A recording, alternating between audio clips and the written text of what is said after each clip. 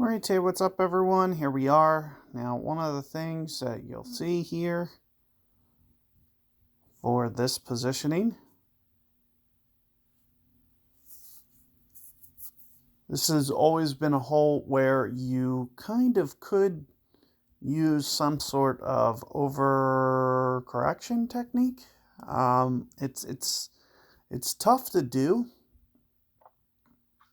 on this hole, but it is definitely a possibility. So let's see here how my opponent pulls this. See if he can get this going. This is more or less kind of similar to what I kind of recommend, is just trying to land it off the fairway there. You see that one comes in just a little bit hot. It's really all going to be about that second bounce, but what this approach does is it allows you to not touch the button. And with this wind, I'm going to switch to the QB. So you'll see here, and you know what we're trying to kind of do is get that one hop where it kind of checks up like this one.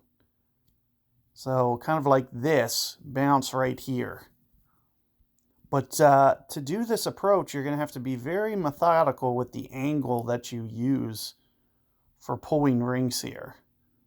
So in this situation, I'm going to try maybe just 7.1 here, give or take, for 7.3. Let's see if I can get this going somewhat towards the hole.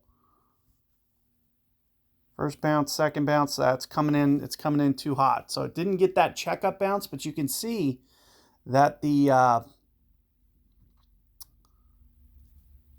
line there was about the correct number of rings. So alternatively, the only way you're going to be able to play it, you can kind of take a similar approach here. Try not to use your side spin, but you can maybe crank up the backspin if you'd like. It's going to be kind of a different way. You can see I didn't get that checkup bounce, but there's a possibility that you can, but you see that it runs the risk of running through, as you can see that I'm well beyond the hole. But if I do get that second checkup bounce where the number 2 and third bounce just kind of short hop, you'll see that it only roll out like my opponents did, where it barely comes in too hard. But that's more or less the line that I recommend that you take. And you can see in terms of the ring adjustment, with what it's going to take to be able to get it. You can see even if I was back here, wound up here, we could just kind of play just off the edge here and just kind of top spin this up the hill. I'm not going to do it here, but, I recommend some version of that. So that way, it kind of simplifies the shot. We don't have to touch the spin.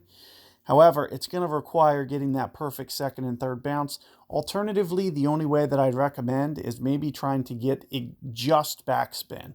So if I was to go, for example, 3.5 backspin, and then just kind of play more of the speed, 3.5 to 4 backspin, and then just try to hop that bunker kind of the same way, but use no side spin, that's going to allow you to be more consistent if you could just kind of have none of that side spin and just try to use that aim and then just play the rings. So keep all that in mind, with whatever you can figure out there.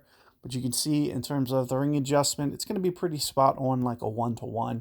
Just a little bit, it is an overplay. But if you can get that dialed in, very good chance you can make that one. So good luck, and I'll see you guys on the next one.